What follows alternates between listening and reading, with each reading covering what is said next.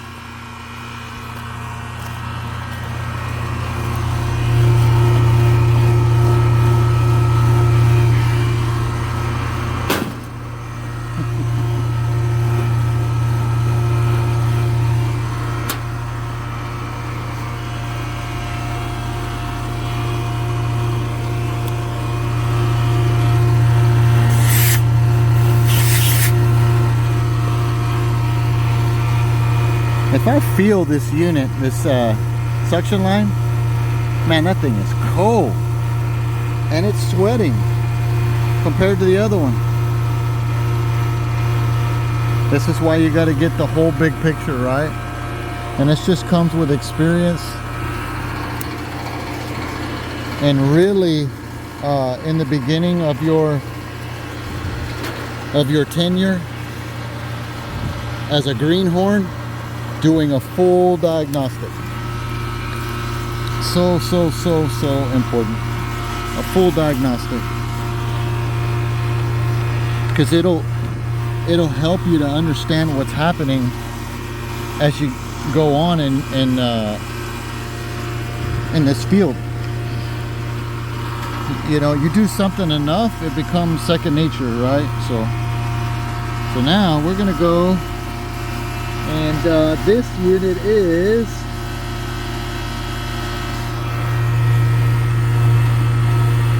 R22. Right there. Yep. So we're gonna come and select R22.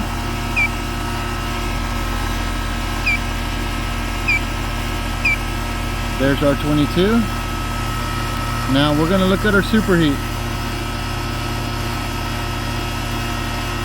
Superheat is pretty. It's not perfect, but it's about 30, and it should be in the teens or low 20s. But I want you, it's about 30. Man, you could even see a 29, 28 on this, and you would think, well, okay, we're pretty close. But I want you to look at the temperature of that line. 60. It may even hit a 59 or 61. So it's kind of hunting. There's a TXV inside. So it's trying to maintain what it's designed for. A superheat. So it's going up and down a little bit. But we got a 60-degree temperature on that cold line. And you know what? It's cold. I've got a 20-degree temperature split inside. So let's get a subcooling on this thing. That means we're going to take this side off here. Hopefully we can get our gauge on that. That's pretty rowdy of a connection. So what you do with that, just put your wrench on it like that, and then you crank, and it opens up and gives you room.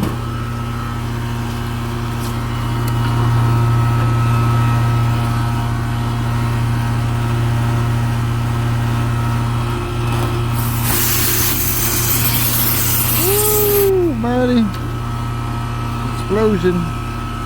Alright, let's get a subcool. We know that coil's leaking, okay? Let's think about this for a moment. Coil's leaking. I picked up a leak with electronic leak detection. Okay, I did that before I brought you on. If I've got that coil open and it's old like that, first thing I do is leak search while I'm down there. Picked up a leak. But then I got that temperature split, and it was 20 degrees. The temperature of that air coming out of there is cold. So I moved up while I was down there. I just moved up the blower speed just to pull a little more air through that coil. So that led me to take a look at the coil itself, the cleanliness. And that coil is, I don't know, 80% dirty. So it's given us a 20-degree split, which is within norm. Why? Because it's slowing down the air across the coil. And remember, air coming across the coil is warm. The coil gets cold, the air is warm. Okay? And if it doesn't have enough of that warm air going across the coil, then what's going to happen? The coil's going to get colder. So what it'll do is it'll mask it being low on refrigerant. Let's take a look at the subcool because it does have a TXV. Look at that. Look at our subcool. Woo, buddy. Our subcool is at 10. So to me, that refrigerant is on. So the refrigerant's on. It's got a TXV, we need to do that. Temperature of that line is 59. But we still have a 30 to 31 superheat. So what does that mean? What is this telling us? The whole big picture. It's telling me, actually, you know what? Why did that do that? I'm coming up. I'm putting pressure on that. So if I go down, in the world? Oh, okay. Hey, connect these. I need to connect these connectors a little better. All right. So anyway, 8.5 subcool, 32 superheat. That's telling me a couple of things. It does have a leak, a small leak. I'm picking it up, but the TXV is sticking closed a little more than it should. So that TXV should be providing a pressure drop across before it hits the coil, and it's not. It's actually providing too much of a pressure drop. Let's put it that way. So that's why we have that high number here on our superheat. Subcool's right on, superheat is not. So that means that that expansion valve is making it seem like it's low on refrigerant by squeezing the refrigerant going in. And without getting too deep into this, because the coil is dirty, it's masking the problem. But in the grand scheme of things, you're not going to be removing moisture or enough heat from the house. So the temperature in the house is going to rise because the coil is not clean. It's not removing the moisture like it's supposed to, the humidity. And at the same time, the valve is stuck closed and is also starving the coil from refrigerant. So you got two things going against each other, but what it does is at the end of the day, what it does is it keeps that temperature on that thermostat rising, rising, and rising. I hope you understand. I know that's a lot there, but I just wanted you to see how certain things can be masked by cleanliness of the coil. Indoor coil and even outdoor coil. Okay? So all of it matters. Dirty filter, clean filter, everything should be right before you check the refrigerant charge. Because that thing's cold. That line's cold. But at the end of the day, it's acting like a 2-ton instead of a 3-ton unit. Let's put it to you that way. So I think at this point, even if I added refrigerant to it, it might help a little. But if I added refrigerant to this thing,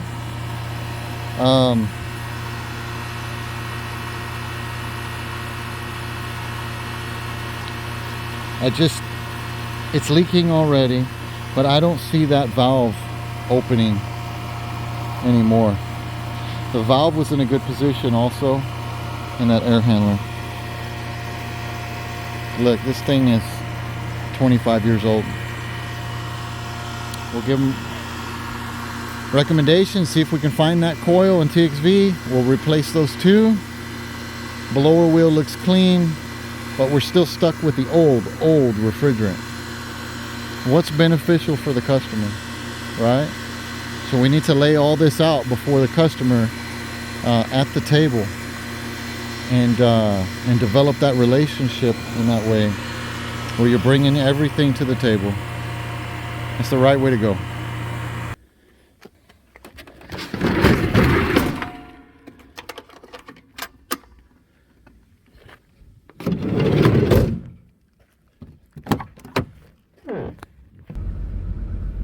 All right, so just sitting down doing paperwork. Yep, so the customer has a home warranty, so I'm gonna submit this paperwork, and they'll submit it to the home warranty, and see what they're gonna do with it. Look, it's very difficult to find any R22 stuff. Okay, so there's a big chance that really the only thing they can do is replace inside and out. Indoor coil's leaking. TXV is not opening. That's bad. Okay. And they would have to empty out the compressor to put the drop-in refrigerant 422. I mean, we're talking a lot of labor there outside. And that's to keep the outside unit. So, yeah, they're kind of in a pickle. They're in a pickle. And so, man, really, I think it's going to be inside and out. I mean, I don't know any other way to go about it. The unit's 25 years old. And they want to move in and today. You see? Well, you know, all we can do is just do the best we can do, right? And at the end of the day, God will provide. At the end of the day.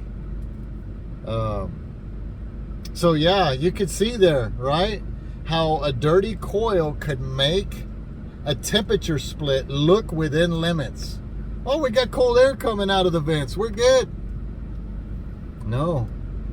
And really, if your outdoor coil is dirty or the fins are all mashed, like that one's 50% mashed, when the pressures are low because it's a little low on refrigerant, it can also bring the pressures up because of the heat. And then mask also the refrigerant going in. It's an unclean liquid. And so, you know, there's so many things can happen with that. So first things first, are the coils clean inside and out? Does it have a TXV? Does it not? Does it have a piston? You got to know these things and do a full diagnostic. So when I had employees, I don't have employees anymore. It's just my family. But when I had employees, I developed this invoice right here. And on this side of the invoice is the diagnostic. And I have learned that if you answer every one of these questions, which requires you to do and look and take temperatures and everything, at the end of the day, you'll figure out the problem. Let me see if you can focus in on that. There we go. So here's cooling. This is the invoice. If you can get these numbers down, it just asks you questions, and you got to be honest and ask them. What's the temperature split across the coil? You see that? And then we go into heating, but we're not doing heating right now. So then it's a condensing unit check. What kind of refrigerant? Is the coil clean? What is the subcool? What is superheat? All these questions here have to be answered. Even on this one, no, that's for furnace.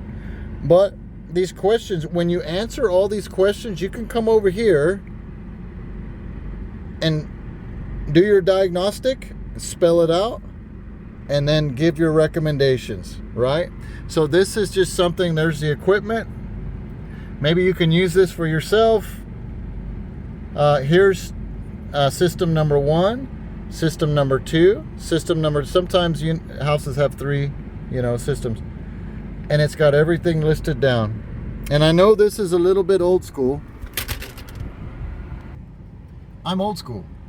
I like the old invoice. And a lot of my customers, they don't like the little tickets they print out, and they don't really want to save them on an email thing. So yeah, sometimes this is the best way to go. Anyways, I wanted you to take a look at that. So we're going to give recommendations, and I hope you've learned something here. On the way out, I'm going to do some scenic and video. And I want you to check it out. We're in a place called Fairfield Bay. Okay, it's right on the side of a lake in north central Arkansas. Be blessed. Okay, so this is just the neighborhood I was in. I mean, a lot of these lots are for sale. Really, it's all just like this, all through it. And there's not a lot of people out here. Just like the homeowner I was just at, he had no neighbors. So right now we're on a main road, but it's an ATV trail, like that way. So there's ATV trails all through here. And so, yeah, I just wanted to take you through this a little bit. That way you can get an idea. So yeah, a lot of hills, big hills through here. And going up one of them. So we'll be taking a left up here. Now you're starting to get where people are. And I think this is called Indian Hills, if I'm not mistaken. Yep, it's got you a little Methodist church there. Hopefully they're the good ones. You know what I'm saying? Indian Hills. Yep, so we're in Indian Hills here. I don't think that was Indian Hills. Maybe that was Indian Hills where I came from. So, got a nice little speed limit of 30 miles an hour. Man, have y'all ever seen those videos where somebody just drives around and they drive to a town and then they give you info about it and it's like 5 million views? I don't really care about the views, but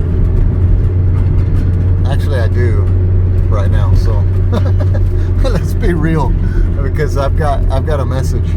But man, I've always been like, man, I'd love to do something like that. Just drive to a little ghost town and talk about it. So here we are. I'm doing it right now, just for a moment. Cute little houses through here. Give you an idea, and they're not cookie cutter, right? So they're not all the same.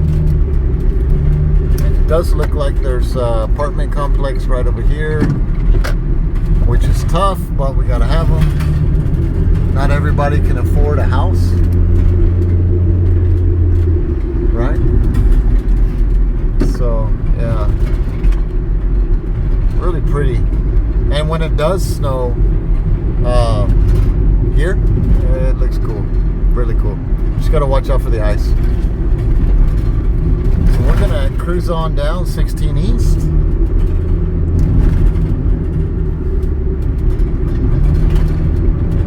And then I'm gonna show you some of the lake. Some pictures of the lake. And I think you'll really enjoy.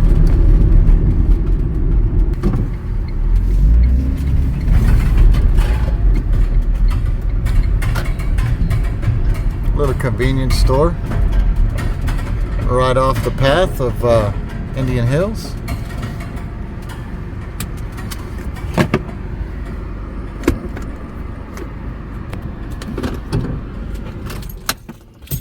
Let's go get a drink.